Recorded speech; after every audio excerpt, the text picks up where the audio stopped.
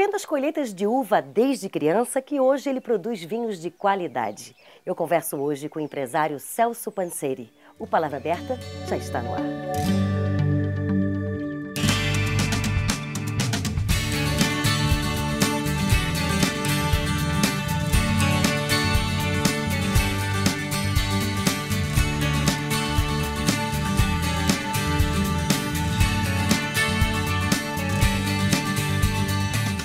Celso, você é neto de italianos? Sim, sou neto de italianos. Meu nono, como nós chamamos, e bisnono vieram da Itália. E aí meu pai nasceu ainda em Caxias do Sul, no Rio Grande do Sul, e depois veio para Tangará. Por que Tangará? Por que eles escolhem essa região? A imigração italiana, muito iniciada no Rio Grande do Sul, ela veio para o oeste de Santa Catarina e, obviamente, outras foram para o oeste do Paraná e oeste do Mato Grosso também. Então, Tangará tinha a estrada de ferro que ligava ao Rio Grande do Sul e essa foi o motivo da imigração em novas terras, em novas regiões. Tinha essa facilidade. Exatamente. E o cultivo da uva? Por que exatamente a uva que eles escolhiam para cultivar? Eles já eram da tradição de cultivo da uva, embora mesmo lá no Rio Grande do Sul, e até antes disso, na Itália, também eles eram vinicultores e trouxeram na bagagem essa cultura de cultivar a uva. E Tangará também começaram a cultivar, plantaram os primeiros vinhedos, isso em 1930, alguma coisa assim. E de lá para cá sempre cultivamos uva. E é um clima perfeito, né? O que precisa... Eu não diria assim um clima perfeito, porque hoje são muitas variedades de uva que se cultiva. Depende da uva. Depende da uva, das variedades e aonde que se cultiva. Agora, existe uma tendência, claro, que em regiões mais altas, como é o caso que o meu pai buscou aqui, na época, sem muito conhecimento, mas ele buscou uma região alta, de altitude, para sair ou para não ter risco das geadas tardias, que era muito perseguido em algumas variedades da época. Então, vieram para essas regiões mais montanhosas aqui, e para cultivar a uva em específico. E na tua infância com teus irmãos aqui, vocês já colhiam a uva, ajudavam? Sim, o meu pai chegou aqui em 1953. Eu nasci em 60. Meu pai em 53 já plantou o primeiro vinhedo. Em 60, quando eu nasci, coincidentemente, eu nasci em março, meu pai estava em colheita de uva, era período de colheita de uva, e quando eu nasci, o vinhedo deu uma supercarga naquele ano, e por coincidência caiu o vinhedo, ele virou.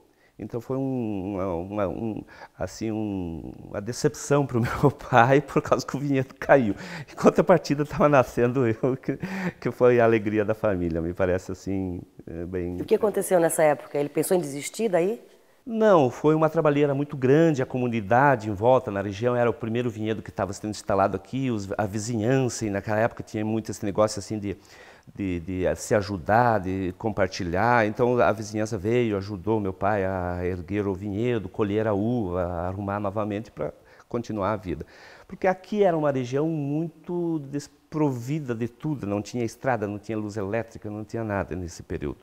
E, então as pessoas se ajudavam entre si, os próprios italianos que vieram migraram também, e foi assim que foi se desenvolvendo a vida do meu pai, da família toda. Que bom, uma grande família. Vocês são quantos filhos? Nós somos em 8, 4 meninas e 4 meninos, como nós chamamos, e eu sou o mais novo dos homens ou dos meninos. Aí depois, no final da década de 80, vocês tiveram a ideia de fazer uma vinícola, uma coisa mais profissional. Como é que funcionou isso? Meu pai fazia alguns vinhos, no sentido vinhos colonial, e vendiam para terceiros, para consumo, vendia para terceiros para pôr em rótulos e tal. Mas depois não foi mais possível fazer dessa forma, por causa das legislações, e daí depois a gente parou com aquela atividade, meu pai parou, e depois nos anos 90 que realmente a gente fundou com legalidade, com rótulo, com um processo melhor. Tudo foi em função ao mercado. O mercado tinha demanda e a gente foi aprimorando.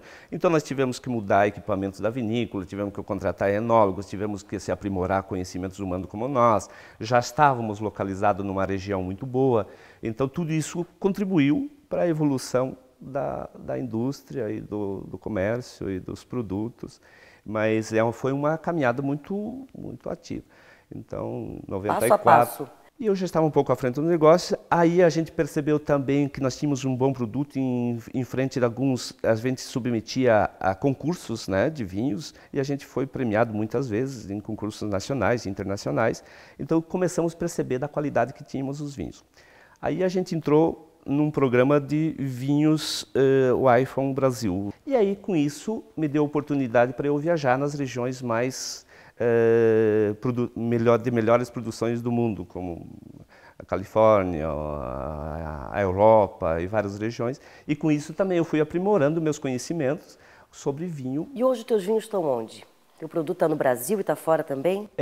A gente vende para o Brasil inteiro, claro que em escalas maiores aqui em Santa Catarina, nos estados mais próximos. Mas a gente vende para o Brasil inteiro. Nós temos, e também estamos exportando. Então, estamos exportando para países bastante influentes, como os Estados Unidos, a Europa também. Então, a gente conquistou alguns mercados bastante... E no mercado brasileiro, qual é o vinho mais procurado? É muito aquilo que o mercado fala. O mercado fala Cabernet Sauvignon. Então, a gente acaba tendo produções... E é verdade mesmo? É. E por quê?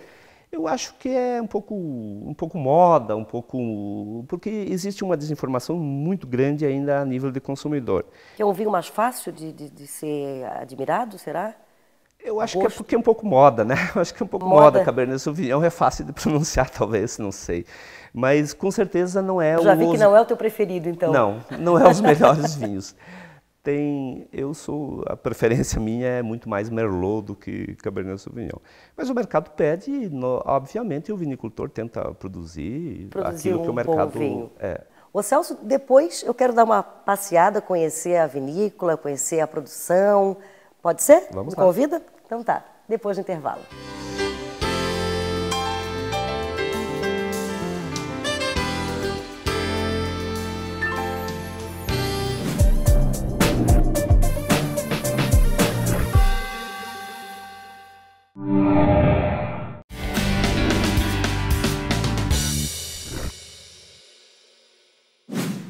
Que uva é essa?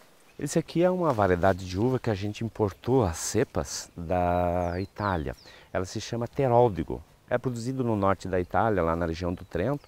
Começamos a cultivar e realmente ela se apresentou como uma qualidade muito interessante. Nós fizemos um vinho e esse vinho entendemos que era o melhor vinho que nós tínhamos produzido até então. Olha! E aí resolvemos homenagear o meu pai, que se chamava Nilo. Colocamos o nome dele, então é o top de linha que nós temos hoje, um vinho mais sofisticado que temos, com valor altamente agregado e um vinho que nós entendemos que é o melhor do Brasil, quem sabe o melhor do mundo. Então ela tem um comportamento, das uvas ela não é altamente produtiva, mas ela tem um cacho bastante grande que também tem a sua rentabilidade. E por produzir pouco, ela produz uma qualidade excepcional, que é admirado por apreciadores e tal. E a gente fez essa homenagem ao meu pai, eu acho que foi muito justa, muito bacana, estamos tendo muito sucesso. Italianos, turistas que vieram já aqui nos visitar, falaram, que maravilha, o Brasil já chegou com esses vinhos. Então entenderam assim que foi muito, para nós é gratificante essa situação. Mais um passo positivo. Com certeza, então foi ótimo.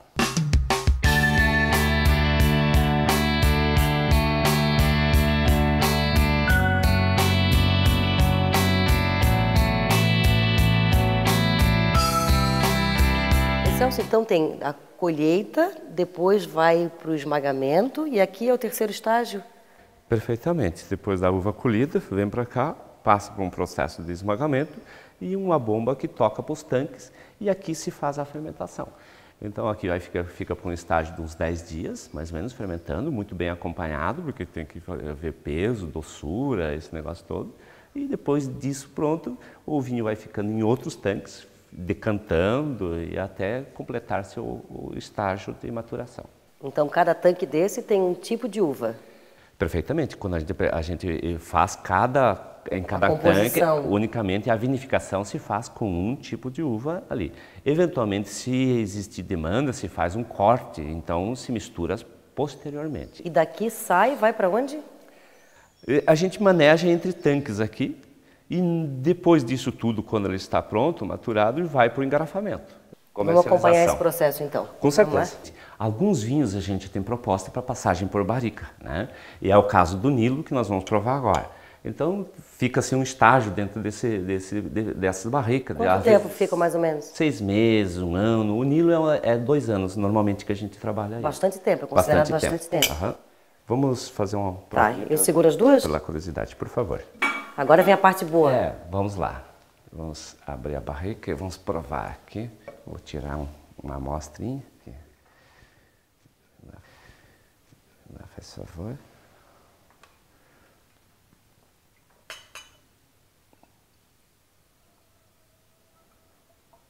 Esse vinho está há uns...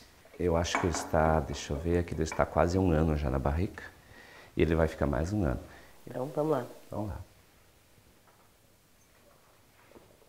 Percebe-se o aroma, as características dele, diferenciado. Internacionalmente, um vinho muito reconhecido. Olha, aqui também na vinícola, tu também tem uma preocupação com esse resgate de família. Então, vocês fizeram um museu, e nesse museu o que que tem? Perfeitamente. Nós também trabalhamos um pouco, além da vitivinicultura, um pouco da cultura. Então, nós temos um museu, que isso a gente pode fazer uma visita lá. E ele conta um pouco da história dessa vitivinicultura que a família viveu e que todo o estado viveu. Então, vamos lá. Vamos lá.